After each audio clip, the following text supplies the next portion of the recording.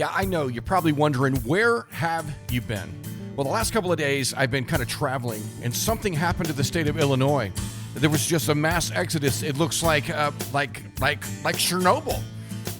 Welcome to Grounded, the place to hear the salty truth. I'm your host, Scott Cates, coming to you live from Northeast Iowa and the minuscule metropolis of Monona. Live on remote today, actually, is where I am. Actually, I told you that I would be on remote somewhere, eventually in a couple of weeks. Last week was an interesting week for me. Something happened. I hurt my back. I'm not quite sure exactly, and not that you needed to know all of that, but it was very hard to, it would have been very hard to do a podcast last week, so I put it off because I have a favorite thing I wanted to do. I've been wanting to do this for quite some time. And so we're going to co-host, actually.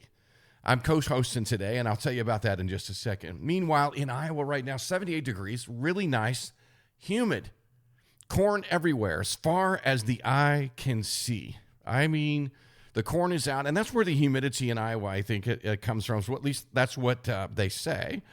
So that's the case. So it's really kind of nice today. Last week, I think it was like Africa tropical hot.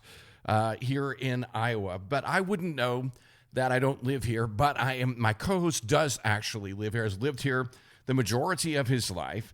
And let me introduce you to Wayne McLaughlin. He is a political science sociology major from Wartburg College, amongst many other things. And on top of that, he also happens to be my brother-in-law. Say hi. Well, hello, everybody. Yeah, so he is here with me today. We're actually, this is going to be an interesting podcast, I think, maybe. We're going to talk about the precious art of reminiscing, and we're going to reminisce a little. We're just sort of off the cuff today, since we're live. Talk about that some, talk about why there's an art form to it. And there's something about it that is great. And so making memories is an important thing. So, it's important. I think reminiscing is important. When we first we always get together and we have a great time. I think we always had from the very beginning. And you knew me really young. I mean, I don't know how we were young. 20s. It has to be. Maybe were we that? Because you might have still been in college, I think. I was still in college. That's what I thought. Because I remember coming to the house. Right downtown Independence. I remember coming to the house, and you and your brother Dennis, the two of you were studying like taekwondo and tons of karate, multiple different kinds. Shotokan and taekwondo. That's it. So you guys would get out in the yard and y'all would fight with each other and do that. And so I remember. I went out there at one point and you guys were like, hey, we want to show you some stuff. And you were like, oh, come on, throw one of those hillbilly haymakers or whatever, at the time. And all I remember was, I ended up in the grass, eating grass, right there, face down, picking the grass out of my teeth for probably the next half hour. And then I remember Dennis actually saying to me, hey, come on over here. We got some more to show you. We'll let you have the bat. Remember that? And that was pretty much it. I was like, no, I know better than to take the bat because I knew I would end up back face down again. Y'all were serious though, man. Y'all really got after it. Y'all broke things in your house and stuff, didn't you? I mean, when you were We did. Kids. Yeah, there was a lot of things got broken. We got in a lot of trouble. And yeah, we both got injured a few times. Yeah, that which comes with being a boy, doesn't it? I mean, we thought it was fun. Yeah, you did. Your dad, I mean, he didn't necessarily. He took that seriously. He did. Yeah. He took it seriously out on us as well. I'm sure. Those were the days. But I remember that first meeting you guys. You guys were real young. I was real young. And those first meetings were interesting, but we hit it off like right in the beginning. Right. It was like knit at the soul hit it off, when we first got together, and we still do. We could stay up hours and talk, or whatever. We got in trouble. Well, we were talking about it a little bit last night about the fact that we were young, fairly young, married, and ended up just staying out all night. Remember that? being very, very irresponsible. Yeah. Well, it wasn't bad. We went out that night.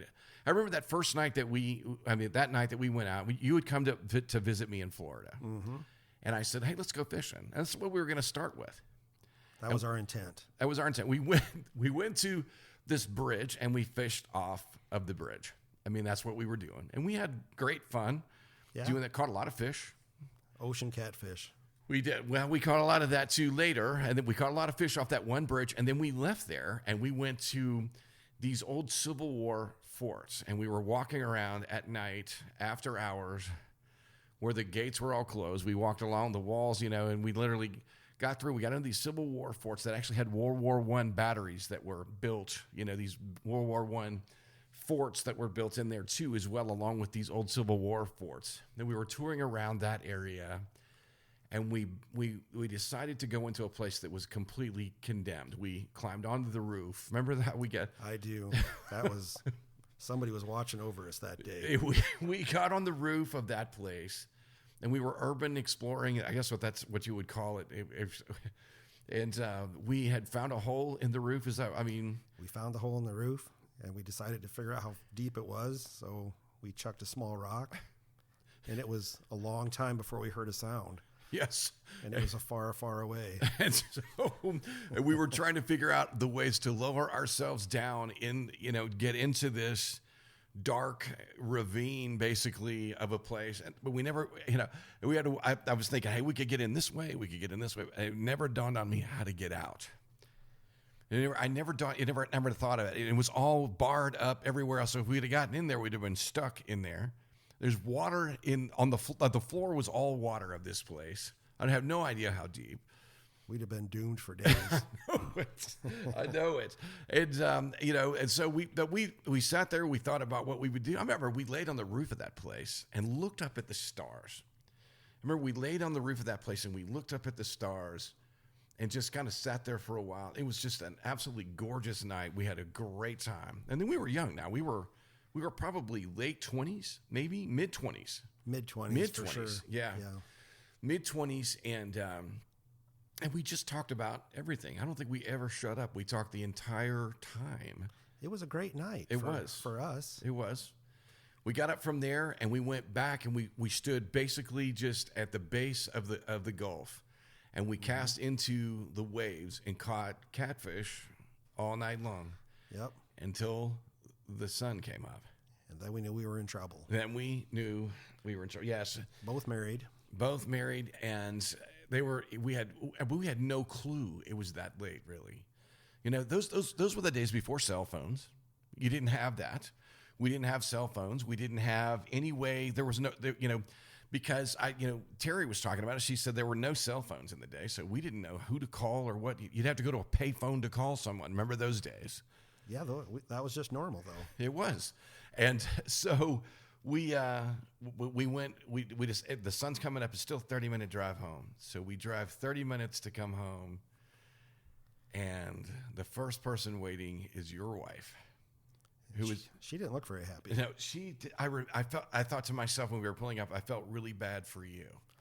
I thought I've really gotten him in trouble. And it was good that you felt bad for me. The amazing thing about this whole night, we did all of this without alcohol, which was an amazing. We just did not. There was no drink in that. We did not do that. And so we came. The whole night we had a blast. That morning we came back. It wasn't as much fun in the morning when we came back to them, though. I mean, 'cause we were in serious trouble. But they were worried. Mm-hmm. They were truly worried about us. But we've had a few events happen through the years. It's always something. Always. We get together, and I think it's adventurous heart. I think so, yeah. We just want to do something fun. Yeah, we do. And so we've done a number of different things through the years, had a great time, and we look back and we get together and we always talk about it. And they're always like one-liners, and then oftentimes when we're not together, you'll shoot me a text and it'll be either a one-liner from one of those things or do you remember when? And that's a part of reminiscing. Yeah, it just strikes you and you want to reach out to that person. That's it. And there's something about that is precious. Mm-hmm. It's a precious art to be able to reminisce and to bring back, because reminiscing is kind of like It's almost like repetitive thinking is a terrible way to put it, but it really is. There's a fondness that brings back these memories that we go back and we can actually reminisce about those things. So, and I was wondering as I was coming here, I wanted to talk about this, and I'd love to do this kind of in a two-part thing. I want to talk about reminiscing today, but I also want to talk because I also know that you work for. I mean, they don't know, but you just retired. I just retired, and you just retired from being. Tell me. I retired a month and a half ago as a special agent in charge with the Iowa Department of Public Safety. So basically you were a political science, sociology major, worked for the state of Iowa, basically, yep. And, lead investigator on so many different things I know, and special agent, and in charge, a lot of things that you have done, seen a lot. I know. All in a very weird little piece of the DCI that deals with casino companies. I'll bet that was, definitely eye-opening. My first title was Gaming Enforcement Officer, and I thought maybe I'd be like a DNR officer or a wildlife expert, but they said, no, it's casino gaming. Oh, wow. So I started that. So, that brings me up. I do want to ask this, so when a casino moves into a community, for instance, what do you see that usually happens, to that community when a casino moves in? I'm curious to know. I always wondered about that. Well, that's a hard question to answer because every casino is a little different. Yeah. A corporation to me is, and I did a lot of corporate investigations, a corporation's like a person. It has a personality. So depending on who the C-suite people are and how they, get their message across to their employees about how they want their company run, they can really be very different. In my business, it was about keeping criminal activity out, whether it was from the casino company, somebody defrauding it or something, or it was people coming in and trying to, write checks on bogus accounts or whatever. And so, but these companies would, by their policies and procedures and how they explain things to their employees, really had a huge part in how that company comes across to the community. So that would be with anything, right? So the worst case scenario, and I'm just going to no names here, but a company comes in and they're like, well, we just want to make money. We don't care how we do it. If we, violate a few rules, we'll say we're sorry, pay the fine, and keep going. That's one kind of company that I've dealt with. And then there's other companies who come in and say, hey, we get it that it's a privilege in the state to have a license, and we get all the rules and regulations, and we just want to obey them and follow the rules. Yeah. And when they do violate, you do get a sense that it's a legitimate, they feel bad about it. Yeah. They're like, oh man, and they change their rules. Maybe they let somebody go that maybe did it on purpose without good intent or whatever. And so you get very different types of companies. And so the companies that are more compliant and just want to do what's right, which are a lot of them, they come into the community, and there's some benefit. There's some cost always because some people bet, their life away. Sure. So then you've got So on an individual basis, what you're talking about, yeah. Yeah, people The lose their addiction of businesses, gambling, yeah. people lose their life savings. Yeah. What percent is that? Who a knows? Small percent. Yeah. Most people come in and bet reasonably, I guess. Yeah. The vast majority. Yeah, I'm not a gambler, so I wouldn't know. Yeah. I don't know. I've never even attempted. I don't I've worked on slot machines before, because of the mechanics behind the really old ones. The people have come and said, hey, can you get this working? And when I say that, trade stimulators, the early trade stimulators that they used to have in places where, you'd flip the thing and it would spin 3 dials, and if you got 3 up, you'd get a free pack of cigarettes or whatever in the day, way back in the 30s. Mm-hmm. I've worked on things like that. Similar idea of that, but the machines today are, woo. Yeah, each machine costs more than an average car. Wow. And if you got 400 to 600 of them on a casino floor, and then if you listen to the number crunchers, the average machine probably pays for itself in a month or two. Wow. So, and then they leave them on the floor for several years. So there's not what's invested really. I mean, to be honest with you, there is an investment, but it doesn't pay out near what people lose. Basically, is the bottom line on it. Yeah. Right. Yeah. In Iowa, they're required to post their theoretical hold on the wall. And, Yeah. and if it says, 90, that means they're keeping 90 cents of every dollar you put in. Wow. Which, if you compare it to like a retail company, Yeah. the margins are much better at a casino. Yeah, sure, of course. And then it's all about the money, really. Yeah, and then it's all about marketing to get people, with. That's why you have the concerts. People come to, they bring in concerts. The whole idea is to bring in people. Yeah. And there's a thought in that. I've always had this thought and this mentality of the fact that a lot of times it's to hook people to get in, because you don't know which ones are going to get hooked and which ones aren't. Because sometimes it takes that one, putting that one coin in that machine to hook that one individual. Other people don't have that addiction. Everybody's different, Right. obviously. I guess I'm okay with gambling. I personally don't do it. It doesn't thrill me. Yeah. I don't see the draw.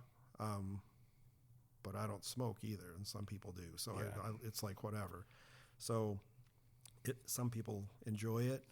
It's a little chance, and I know people that do it, and Yeah. it seems fine. So I'm not a naysayer on gambling, Yeah. whether it's sports wagering or anything. But it has to be regulated. I mean, Yeah.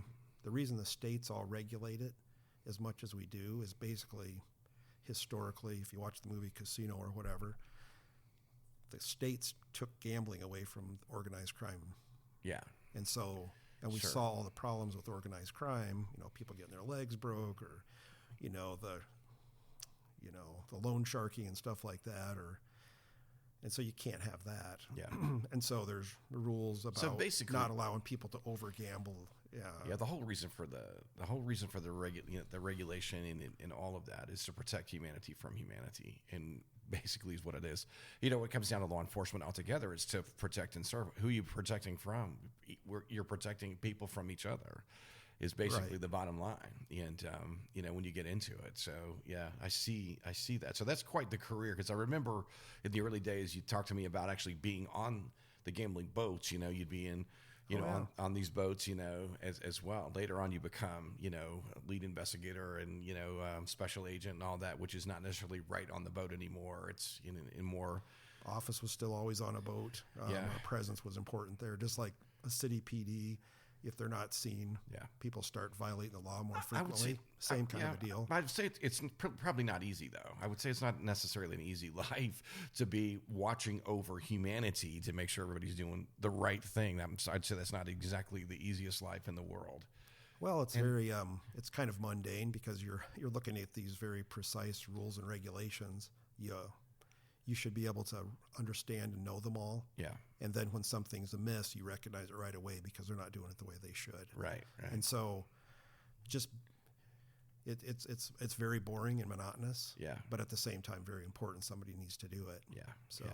I gotcha. So, so in that, no matter what you do, you're retired now. I guess that's what I was coming around to as well. Yeah. So you've taken that break from humanity, and now in about a month and a half or so, you've now been retired, had stepped out and stepped away from that, which is nice. The age-old thing that people always tell you is like, I'm so much busier now that I'm retired. Hopefully that's not the case, but it is so far. It is It's so only been a month and a half. So I gotcha. Well, time is important. It's something that we don't protect a lot of. And we got into getting into some of that discussion about that. You're busy, and we stay busy, and you go to your job and you work your job. And you and I talked about being, do the very best you can and the most that you can to be the great employee, or to be, to be, your work ethic is pure, I guess is the way that I'm trying to put it. But you get a break from that, in retirement. In retirement. And so I guess the point I'm trying to make here is, you get a little time. Now, oftentimes you go on vacation to get that break so that you can clear your mind, so that you're not thinking about all of these things that are going on in your life on an everyday basis. And then when you get some time, you find that time. Finally, when you find that time, when it comes down to it, having that time to actually, that downtime, so that your mind actually can be two things, I think: creative, and to be able to remember, things that you've been too busy to actually go back and remember.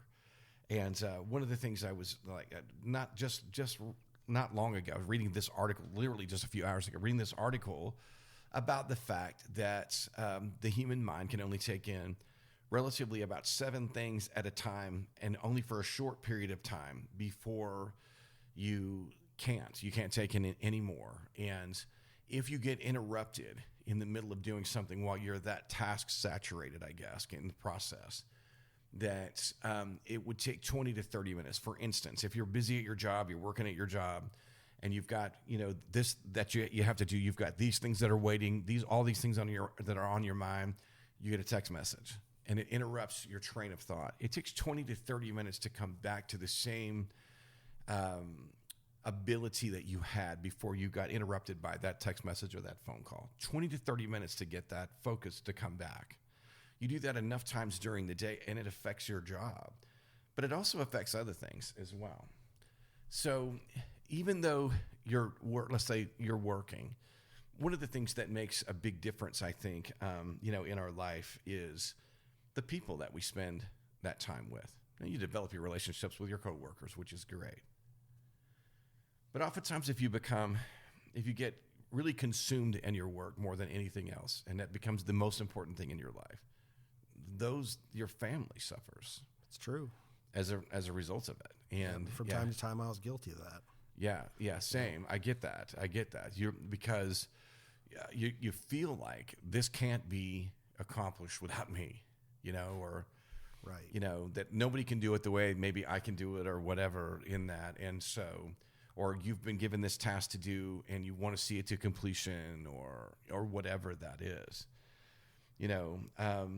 and so what happens is all of these things are a part of what sort of consumes your mind, and it consumes your heart, and eventually it begins to overtake who you are.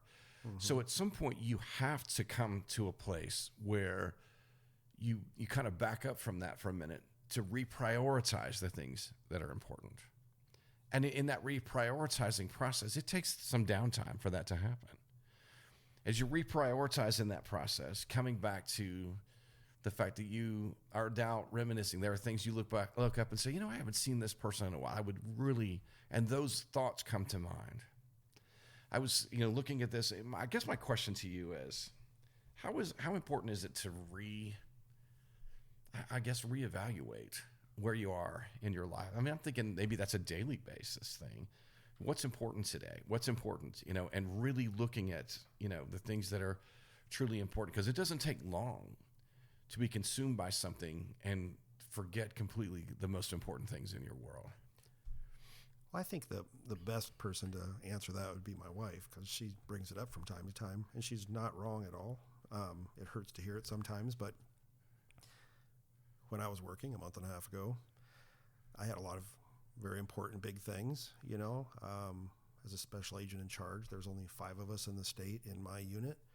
And so we have a lot of big projects that we have to work on and things we have to push forward. Right. And it consumes you. And so, as she would say, even when you're not at work, you're thinking about work. And she was right, 100%. So, does it suffer? Yeah, but also it's my job and I've got to do it. And you take the phone calls in the evenings or whatever, which weren't frequent, but they happened. And so, yeah, you see the priorities and things. Unfortunately, I had a couple of deaths in my area. One was a recent retiree, only 4 years, and she passed. Super, super sad. Had a coworker that I'd been with for years, had passed of a heart problem, of a really in-shape guy. And a buddy I worked with for 13 years, highway patrol. He late at night, got in a wreck and then passed away, leaving behind 4 little kids. I mean, those kind of things is what snaps you back to reality of what's important. Yeah. And so loss. Yeah. Loss And it can happen to me too. You can't be thinking that it would just happen to somebody else. So those kind of things, jolt you back into reality. It does. And it made retirement an easy decision. I got you. Like, okay, you know what? I mean, what are you, 58, right? 58 and a half. Yeah, that's pretty young, actually. Super fortunate. I definitely count my blessings on that one. That's good. A lot of people, that's good. Got to be 65 to retire for whatever reason. Yeah. And I get to start a little early. And nobody knows how much time you have left. Yeah. So I could be 95 or tomorrow, who knows? Yeah, I gotcha. Well, what happens is, you lose track of the things sometimes in the busyness of your life, of the things that truly are important. And when you get the time to stop and reminisce and stop for a second, reminiscing why that's important, it is important. There are things that prevent it. I think busyness in our life, in our world, being totally consumed by everything that is outside of the things, that you get consumed by, just everything, so you can get consumed by media. You can be consumed by, whatever that, that's coming into your life. There are things that prevent it. And then, I was looking into this. There are some people that really can't stop. They get addicted to not just that, but there are other people that get addicted to other things. They get addicted to negativity in some ways. And also there are people that just collect guilt. That's what they do. They just collect this guilt. And so their thoughts never get to go in any of the relationships. Their thoughts never go to the point where they can remember the fondness or the things that were wonderful about the relationships that they have been in, friendships or, whatever, a family. And so they're focused on only that. And so it prevents them from being able to actually reminisce and to stop, because what reminiscing actually does, it's almost all consuming in some ways. Let me explain. In that it comes to a point, it really brings about a longing. There is, when we were kids, we were talking about the fact that you had downtime. You had downtime for your mind to be creative, for you to use your imagination, and at the same time to think about. You could think about friends, or you could think about, you didn't have instant access to people like you do today. You've got the instant texting or whatever, and so you did a lot of thinking about that, and so we remember back, and we still share stories back about those things.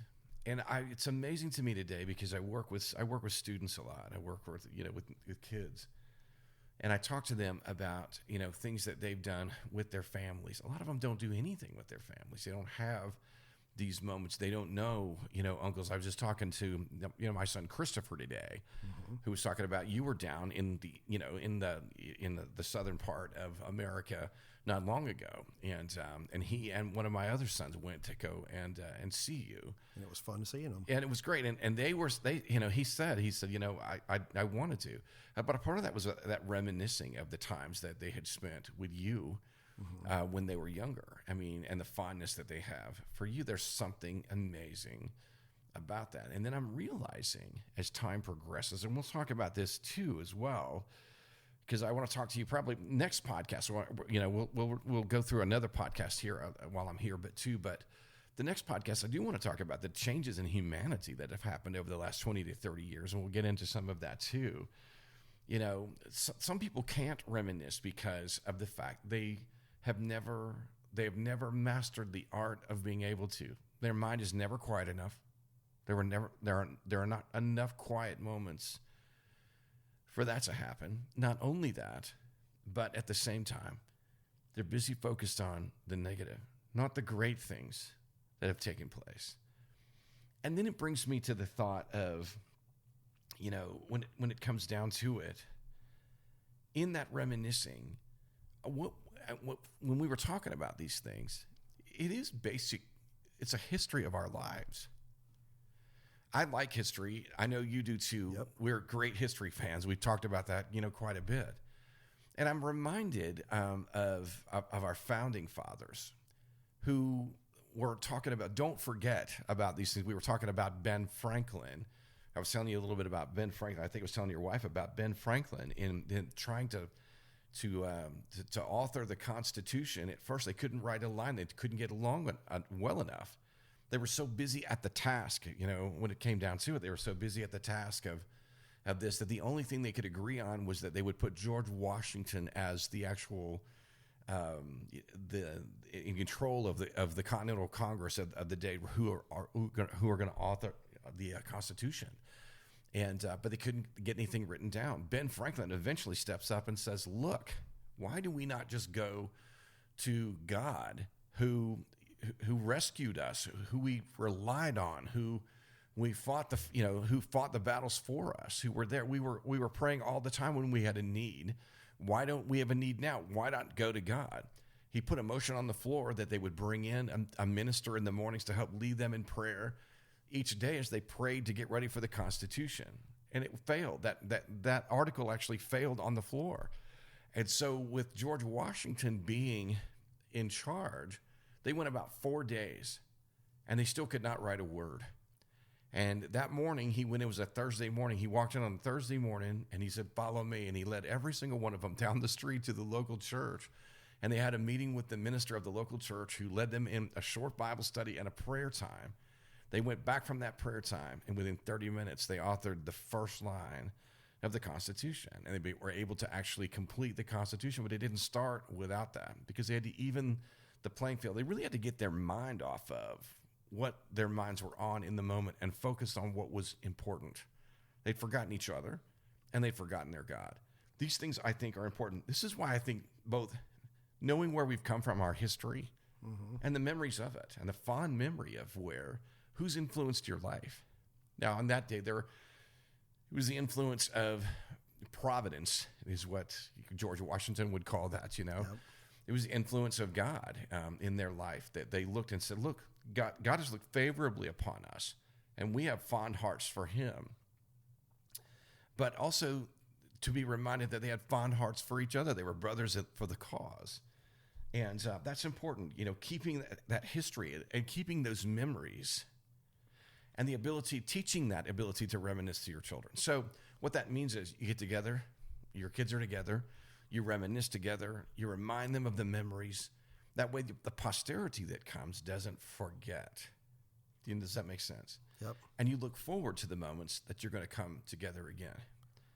Reminiscing brings that glow. It's a glow of joy or a smile, to the heart. And so it's always great to see your text come in because, especially when you listen to the podcast, the text comes in and you're like, "Hey, I thought about this." Right. Or you send me the little one-liner things that are great, help to add to the comedy of the hour or of the moment, which is really, really good. I do like to throw a zinger in once in a while. It is great, and I do appreciate that. But you and I are both believers in keeping the legacy alive. If we don't pass down the things that have been passed down to us, I'm looking around right here. There's a lot of family heritage right in this room, but a lot of young people don't have this today. They don't have the family heritage we're talking about. Right. Well, my wife is responsible for most of that, but we work hard to keep that. Yeah. And we do have strong family bonds. Which is a surprise to us sometimes, You just don't know how things are going to shake out in the end. But one of our favorite family things to do, get together and actually just talk about what it was like growing up, what it was like being in the same house, what it was like, and talking about those events and things. And they love getting back together, but one of the things that I did with my kids when they were younger is we would sit and basically just sit in the living room and have like what you'd consider to be I guess it's not really a family meeting, but just talking time, no screens on, no nothing, just talk, just, have that communication that is going, look each other in the eye, nothing to keep you apart, I think, in that. And it was real important. They still come back today and they still do the same thing. It isn't all about playing games. It isn't all, but one of the favorite things they have to do is sit and reminisce and talk about the history of where they've come from. It helps them to know, again, where they're going. It's funny you mentioned that, and I'm just thinking about it while you were talking, that the things that I think were important when the kids were growing up, and then to hear them as adults talking about their childhood, we're on wildly different pages. It's true. The things they thought were funny or thought was, you're like, wow, you remember that? Like, I remember it now that you say it, but that wasn't one of the big things family events that I thought you guys would remember. But they do. The great part about that is it helps to put the puzzle pieces together. Right. And them reminiscing about things, and you reminiscing about things, and coming together and talking about those things, brings that relationship closer, which is great. It's a part of that cherishing of those relationships. And I think today maybe one of the things that's been missing is the ability to actually cherish those relationships. I see a lot of families that split and part, and you get a lot of negativity in the family. I see a lot of friendships end as a result of the fact that, there's whatever they pick up offenses like the common cold often, and some of the offenses aren't really that big, but they're looking for ways to be offended instead of holding on to those things that are worth cherishing. I think in some ways I'm watching history do the same thing. We've let go of the things that were actually worth cherishing, and we went chasing after things that had no value. I mean, what's your thought on that? Well, it brings up a thought. It wasn't my original thought. I don't know who to give credit to it for, but it was said, some psychologist, that there's no such thing as quality time with family. You have to have quantity of time, and the quality happens. Yeah. So you can't say, hey, we're going to have quality time now, because that just doesn't work. You spend a lot of time together, doing things together, whatever those things are, and then you get the memories to reminisce about from that. But if you're apart, or I'll qualify what I'm about to say, I love gadgets. I love my iPhone and my iPad and the computer, and all these kinds of things are awesome, but they should be limited. Yeah. And I think they can be a barrier. You see kids at I do want to talk dinner about table in the next podcast for sure. I'd love to get down to that. Yeah. So it's just sad to see for me. I mean, those things have their place, but it's really great to just put them down. And in fact, as a retiree, before I felt I had to be connected all the time, I don't know if I'm going to convince Deanne of this, but I just want to leave my phone at home and go on a hike sometime. Isn't that amazing? Because who would have we thought? used to do it. And now it's I'm going to leave my phone at home. So I just think disconnecting and just not even... Yeah, disconnecting would be great. Disconnecting from the things that don't matter to connect to the things that do. Because I think we're too anxious about when people leave. Oh, you got your phone? Is your phone charged? Yeah. Like I remember being a kid and, here I'm reminiscing. You had breakfast on the summertime and you got kicked out of the house and you went to the park and played. You went to the pool. Yeah. You had to be home by lunch. Yeah. And then you had to be home for supper, and then you had to be home when the lights went out. Yeah. And all those times, my parents had no idea where we were. They So gave us rules. They said, don't go past whatever. But within those confines, they had no idea where we're at, and they didn't concern themselves about it. So you think maybe we're oversaturated with contact? That maybe we don't even have the heart doesn't even have a chance to do much longing because you're oversaturated with that contact, maybe. That's possible. I remember back when people weren't anxious about where you at. That's true. I have Find Friends on my phone and with my wife, and I admit I look at it sometimes. Usually it's because I'm trying to cook supper and where is she at? Okay, I should start cooking this right about now. Yeah. Or whatever. But, she does the same. Hey, I see you were at... Yeah, I think in the beginning we got introduced to technology, and I think that technology that we're talking about and the gadgets we're talking about with the intention of actually making life easier. But now it actually has plugged us in so many more ways. It's actually added more pressure in some ways to our life, as well. So. I don't know that it's actually made because, I can think back and tell you that life was a little easier. We weren't so obsessed about these things and it kind of, with every new thing that comes along, it adds a new obsession, something new that comes. And so maybe unloading some of those things, like I said, the mind can only run about 7 things at a time. And if you're trying to do, 47, let's say, at this point, then you can't really get down to, what happens is everything becomes cloudy. And we'll cut, like I said, we'll have another podcast and we'll talk about that too as well. So we'll release another podcast on Monday. Let's do that. This one will be released today, and we'll talk about that. The disconnecting and all of that too as well. But I do want to go to this, and this was, what is it about? And this is going to be some out of the Psalms, and this is Psalm 77, and Psalm 77. Verses 10 through 15. And here's what it says. It says, I said, this is my anguish, but I will remember the years of the right hand of the Most High. So he's kind of reminiscing about the time when times were really good. And what made them good was the presence of the Lord. Now, I'll stop on that for just a second because oftentimes what happens is that we pick up offenses quickly, not just. I'm not saying this about God, but we pick up offenses between each other quickly, and we forget that the moments that the relationships were really good, but that got in the way. Verse 11 says, and I think really in our country, a lot of that has to do with the absence of God as well. God's moved away. We've become so busy, in that, and we've picked up so many other things. We've forgotten God. The same thing is happening, I think, here. Verse 11 says, I will remember the works of the Lord. And remembering is almost, I will reminisce about the works of the Lord, the things that he had done, and when his presence, when he was close, basically. I'll remember your wonders of old.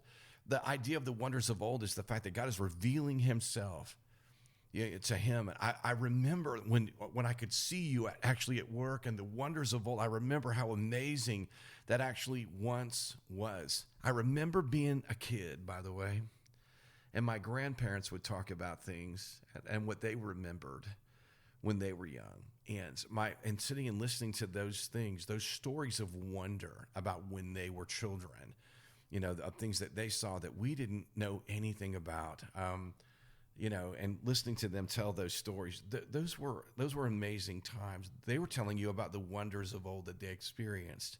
That didn't necessarily have to do with God, but that's what this psalmist is talking about. He's reminiscing about the presence of God, and when God, was in the middle of showing himself. He said, then verse 12 says, I will also meditate on all your work and talk of your deeds. Now, this is important too, because in reminiscing, what happens is, the meditation forces your mind. Meditation is not like you empty your mind, Meditation is actually, putting your focus on one thing. What reminiscing actually does is it puts your mind on whatever it is, that person that you're reminiscing about. And when you reminisce that, you're there. They're there. We talked about this a little bit earlier in the fact that you can feel that at the core. You can feel the emotions of those moments. You can feel what it was like when they were there. There's something really awesome about that. And that's when you focus in that, especially in the reminiscing, there's a part of that meditation. It brings your mind to that focus, not cluttered, not chasing after everything else, but directly on that. And then it says, and talk of your deeds. I will also meditate on your work and talk of your deeds. That's when we reach out to one another. Here, I'm going to send you a text. I'm thinking about you. Hey, I want to talk about those things, that we did when we were younger. We went four-wheeling with my wife, who was 7 months pregnant. So I'm just kidding. Anyway, she loved it. Anyway, verse 13 here. Your way, O God, is in the sanctuary. Who is so great a God is our God. He's talking about how great. The other thing about reminiscing is you would not reminisce about those things and about those people if they were not great in your life. This is a man who was reminiscing about God and his presence. Listen, I'm telling you, when you come to this point where the presence of God has been this great in your life that you're actually reminiscing, I'm not talking about practicing religion. I'm talking about actually reminiscing about the presence of God. That's an amazing thing. It's an amazing thing. And so verse 14, he says this, you are the God who does wonders. He says that because he knows it. No one else is to me, but one of the things he says, you are the God who does wonders. He's talking about himself and to his people as well. But no one else to me is who you are to me.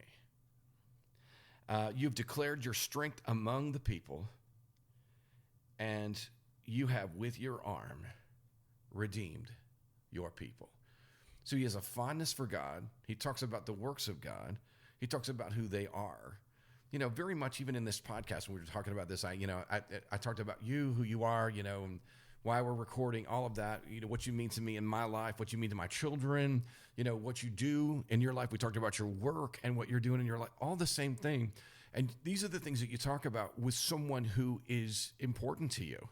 You're asking that, you're sharing this back and forth. I'm sure you agree. That's what you do.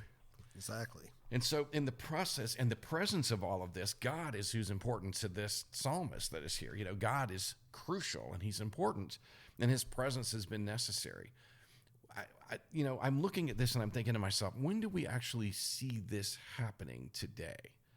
People actually talking about God and his presence like this. You don't see it very often, where people are reminiscing about the day that they were so close, that God was so close to them that in their relationship with him, and that, he showed himself in ways to them that can never be taken away. I think that's something that's lacking today. And a part of that lacking is the same thing we were talking about with all the busyness. We barely have time to reminisce about each other, let alone reminisce about our God. Thought. That's just a thought. And then here's David in Psalm 143. Psalm 143, he says this, I remember the days of old. Now I want to stop for a minute and say, I would have never thought I would have ever gotten to a point in my life where I would stop and say, I remember the days of old. I don't know about you. I don't know that I ever thought that, say 58, years old would ever come. Did it sneak up on us? I went from being young, I thought, to being that old guy that reminisces old stories to the kids. Yeah. We were talking about this the other day. You said, you were like, hey, we went on an adventure to two guys that sit on the front porch and tell kids to get off our lawn. Yep. That kind of mentality. I remember the days of old. And then it says this, I meditate on all your works. This is one of the things that our founding fathers did, is they reminded the generation to come about the fact that they remember the days of old. I remember when God protected us. I remember and see, here's the thing. I remember when he showed, when he literally, during the Great Awakening, which is 20, 30 years or so before the revolution, where it takes a hold of their life. Those men, the revolution came as a result really of the Great Awakening. But by the time we get to 1788, you have Chief Justice John Marshall, basically, that has stepped up and said, I don't think there's any hope for the American church. I don't think it can ever recover by 1788. And then the only reason why it does recover is because, and at that point in time, to be honest with you, during that time, it is Thomas Paine who's brought in, the French, who are bringing in this idea of rationalism, massive rationalism that's come to the U.S. And it's made the American colleges a hotbed for atheism at that time. And it's what happens is that the grandparents now, which are going to be the age of, at that point, by 1788, the men are up in age. They're in their 60s, basically where we're headed, basically right at this point. And they call to the remembrance of their grandchildren the days of old. And in the process of that, reminding them of the Great Awakening, they go to a prayer time. Kids from 9 years old to like 25 end up going into these prayer times that bring about another second awakening in 1788, where Chief Justice John Marshall had said, surely the church will not exist much longer. The church houses once again became full because they reminded them it was God who established this nation. It was his hand that was at work, and it was his hand who made our homes and our people, who kept them, safe and successful, basically, in that. So this is David who was writing, I remember the days of old. I remember, I meditate on all of your works. I'm reminded of the moments when you were at work. Now, for us, there was a time when America, the America we grew up in is not the America it is today.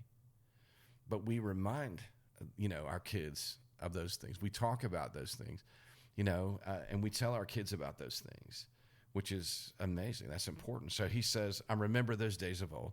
He says, I'm meditating on your work. So these are the things that are running through my head. I find myself actually thinking to myself from time to time, man, life was a lot better in moments when we didn't have all the, conveniences, if you want to call it that. He says, I muse on the works of your hands, and I spread out my hands to you, and my soul longs for you like a thirsty land. I think what happens oftentimes is, and what we've seen in America, and we see, is that we drift. We just take this drift. We remember God, we forget God. We remember our families, we forget our families. And I've just been thinking about this lately. It's just a thought that came to my mind, and it's this. What did it cost your children for you to love them? What did it cost your kids? Nothing. What's it cost your grandkids for you to love them? Nothing. What did it cost us for God to love us? Absolutely. What did it cost us? It didn't cost us anything for God to love us. He just did. And so therefore, oftentimes what happens is your kids get upset or they get mad and they walk away for a little bit and then they come back and they drift, they go back and forth, the relationships go up and down, and they do. Mm-hmm. But that's because there's not been much cost there. They know you're going to love them unconditionally no matter what. Same thing with God. And I think what happens is oftentimes is we just walk away because there wasn't much of a cost to us. Matter of fact, there wasn't any cost to us for God to love us. And sometimes there's not a need or a perceived need. A perceived need. That's a great point. Until loss, which we just talked about. Well, after World Wars I and II, there was, I believe, a spike in There was. During that time, we were busy praying because we were in a state of crisis. And in the recent years, even though we've been in a state of crisis, right after that crisis, immediately we would see this fill up, but in a short period of time, this drop off. Once again, hey, I want you when I'm in trouble. I don't want you when I'm not. And but that whole perception, I think, today is completely different than what they knew. They knew something different than we did. We consume. We work with God like typical consumers. I'm not sure that they did that. It took years, a lot of years. It wasn't that they emptied the church house in like 3 weeks or a month. It took them, 10, 12, 13, 15 years to empty the church house out, Not the same. This happens. These things are happening so fast today, I think. Coming back to this, why is it important? The question is it important to reminisce?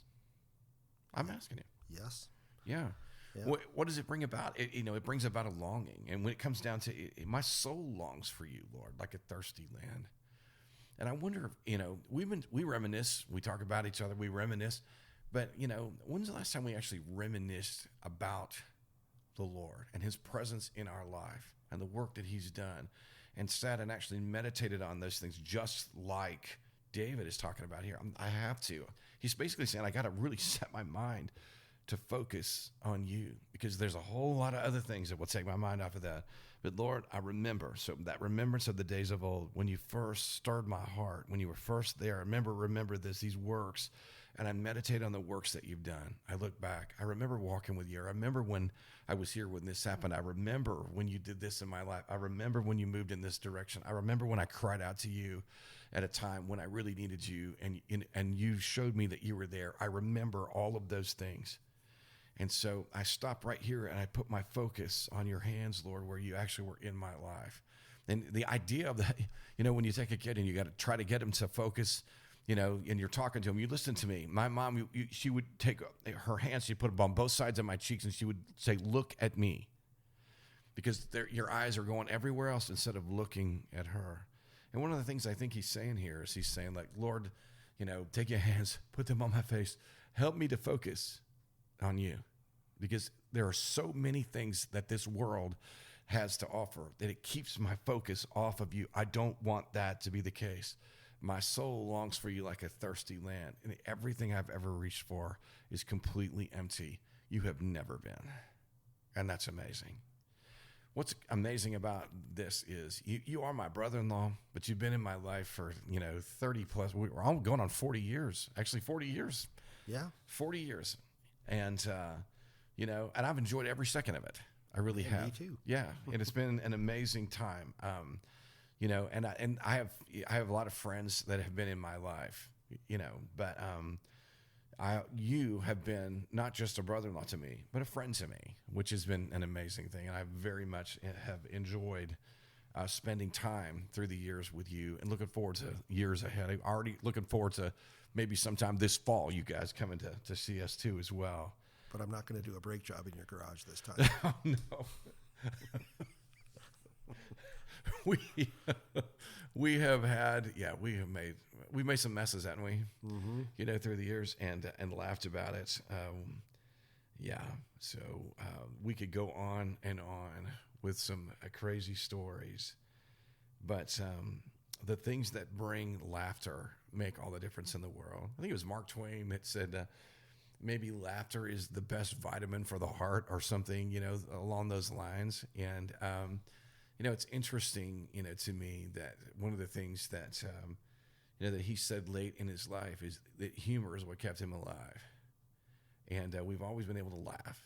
We've always been able to laugh at each other, with each other, and bring some laughter to a room, make people smile, make their hearts smile. And that's been an important thing. When it comes down to it, reminiscing is important. It brings about that longing. And I come to the end of this, and I begin to think here, as I come to the end of this podcast here, that, as we've reminisced, about each other and, these things that we've been sitting here, I come down to the point where I'm like David in some ways. I'm like, Lord, help me. My soul longs for you like a thirsty land. I would love for you to see you go to work in a nation and bring it back around once again to what we once knew, even as boys. Even to that point would be an amazing thing. So it's my thoughts. You got any last words here for the podcast?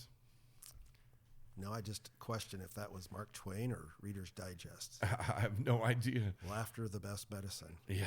Every dentist's office, that was what I went for. It's laughter, yeah, the Reader's Digest. Yeah, well, was it Betty White basically at 96 or something like that, that said if a man can't laugh, something is seriously wrong with him. So, Very true. Yeah, so in that. Well, that brings me, what does all this mean? Basically coming down to it. We've reminisced. It's been good. And let me just say this, that appreciating the presence of others in your life, I think is key. We talked about some of the things that keep us from being able to reminisce. Negativity, picking up offenses. In Proverbs, it talks about the fact that the heart, as it gets older, knows how to pick up offenses. I encourage you. Remember the things that made you laugh. Remember the things that made your heart glow. Remember the things that made you smile. Remember those things. Put the offenses down. Apply that forgiveness in areas where it needs to be applied, and cherish those moments as you cherish those people that have been in your life. I think that's important. You've been listening to Grounded, the place to hear the salty truth. I can tell you this much. One of the ways that you can prevent your heart from picking up so many offenses is coming to know Christ. I think that's an important thing.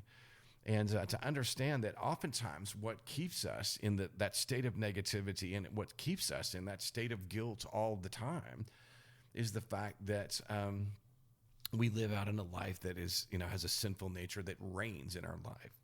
So a transformed life is so incredibly important. It only comes by the power of Jesus Christ, who has the ability to forgive you of your sins yesterday, today, and tomorrow, which is amazing. So your sins cannot be forgiven by anyone else. And they are the one thing that stands between us and God. And so to bring those before God and to say, Lord, I want you in my life. I need you in my life. Like David said, my soul longs for you like a thirsty land. Lord, come into my life. I want you. And if you want Jesus to come into your life, you can stop right where you are. And you can say, Lord, I want you in my life. Please forgive me of my sins yesterday, today, and tomorrow, and help me to walk with you and lead me and guide me in the days that are ahead. I promise you this much. It will change your life, and it will transform your life if that is the desire of your heart. Let me also just recommend this. Boy, I tell you what, if you hadn't picked up the phone and called someone in your family lately but they've been on your mind, you've been reminiscing, pick that phone up. Send that text out that says, hey, I've been thinking about you. What's been going on in your life?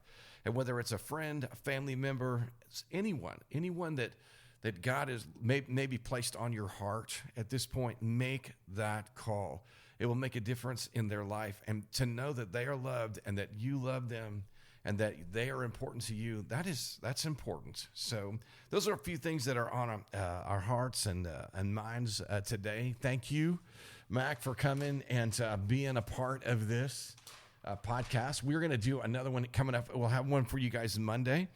I think we're going to talk about, conformed or transformed. What's going on with humanity? I'd love to get into that discussion because you've been in law enforcement for, 30 plus years or whatever, right around there. And I've been watching humanity at the same time. I'd love to get into that discussion. Got a few things in the pending pile for that. So we're going to look at that too coming up. So, thanks for joining me for the podcast. Thanks for having me. Well, great. I'm glad you're here. You guys, we will talk to you soon. Y'all have a great day.